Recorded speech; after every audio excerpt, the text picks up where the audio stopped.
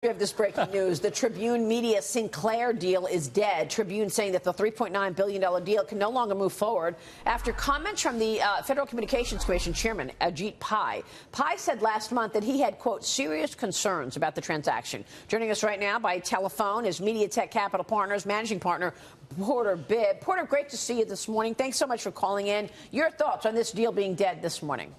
Well, this deal was killed by Ajit Pai about 3 weeks ago, Maria, when he indicated the FCC would probably not approve it. And we haven't heard from Justice, but the Justice Department would have blocked this deal as well. Is there another competitor in the wings waiting to come in for Tribune or for Sinclair? There has to be, because there's no question that Tribune is a seller. This was nearly a $4 billion transaction, and Sinclair had an articulated plan to build a competitor basically to the Fox News network, a conservative-centric television network that would have had more stations than any other single entity owns in the United States as part of their network. Porter, James Freeman here at the Wall Street Journal. I'm wondering if you could give us a sense of how this happened, because I think Ajit Pai has generally shown he's not eager to intervene in the marketplace. He just went through a very tough time, basically making sure that the FCC, his commission, would not be the Uber regulator of the internet. Was this a sloppy filing by Sinclair? Do you think is this Pai, in this case at least, overstepping?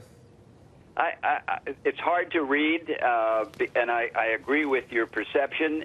The FCC under Pai has tried to stay out of business matters, but I think Justice Department's challenge against the Time Warner AT&T merger has influenced Pai a little bit, and also influenced other commissioners on the FCC. It's really a difficult call to try to read what was in their minds, and I agree with you. This seemed like a contradictory posture for the FCC to be adopting. However, the idea of a single entity, Sinclair, owning basically the majority of television stations in this country is not a hard situation to try to challenge. I see. Okay. Sinclair down 1.25% this morning. Porter, we just got Viacom earnings out. Obviously, this is a week of media earnings. Give us your sort of 30,000 feet look at what's happening in media today and what you've learned based on these earnings. Viacom revenue missed their expectations at $3.24 billion in revenue. Estimate was $3.26. But that's just one part of the story. Your thoughts on how this business has changed? Well, the business has changed radically, and scale, I guess, is the byword of the day. Viacom and CBS are going to have to come back together to get scale, and then they will be acquired by maybe Verizon, which has made an offer 6-7 months ago, a tentative offer for the combined companies. There are other buyers out there, but you have to have scale to compete in this new landscape that the media business has become.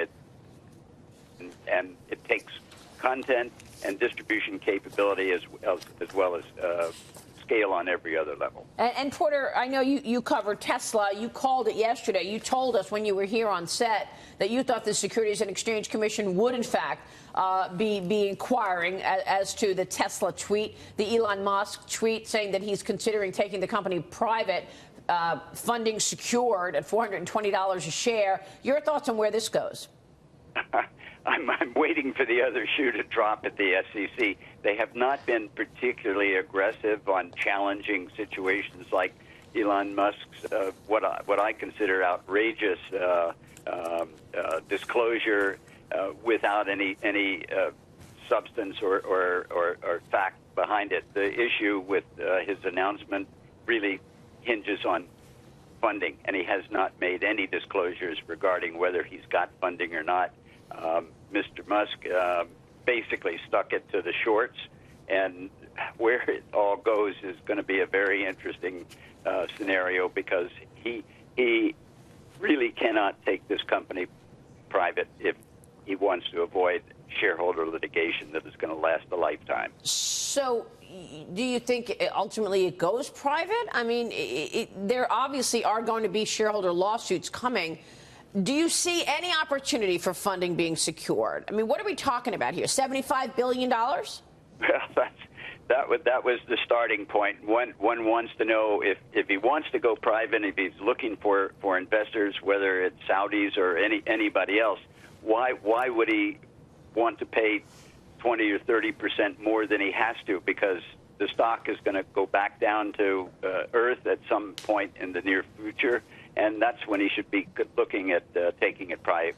And the stock never reached that $420 a share, James Freeman. Never. I mean, you would think That's that right. when he says $420 a share, that the stock would rally to $420. Well, that's why I'm wondering, Porter, it seems like the tough thing is finding the money. If he actually has secured the funding, what would be the shareholder litigation? Wouldn't they be thrilled if he was buying it, taking it private at a premium? If he can find the money, sure. Okay, you think they might sue if they find out he doesn't have the money and this was just a tease on Twitter? He was sticking it to the shorts. But That's right. Do you not think that if he doesn't sell, that puts him, if he's trying to increase the share price, if he holds on to his shares, he proves that he has funding, then he's okay. Yeah, if he proves that he has funding. Which he We're will talking do. about $80 billion. 80, I know. But if it, look where the price was 3 or 4 months ago, was back down in the $270 range, and if he's going to find financing and make an offer to take the company private, why wouldn't he go at a more realistically based price level than 420? Do you think that 420 is a joke then? Like some people have said that. And this isn't the first time he's talked about being private. He did it in 2017, November. You have to take your hat off to Elon Musk. He is a fantastic promoter. He's a visionary, and what he says is not to be taken seriously unless he can deliver. So Porter, are you telling clients right now to sell this stock? You bet. You bet. All right, Porter. Great to talk with you. Thank you so much. Okay. Porter pleasure. Bibb, Mediatech, joining us there.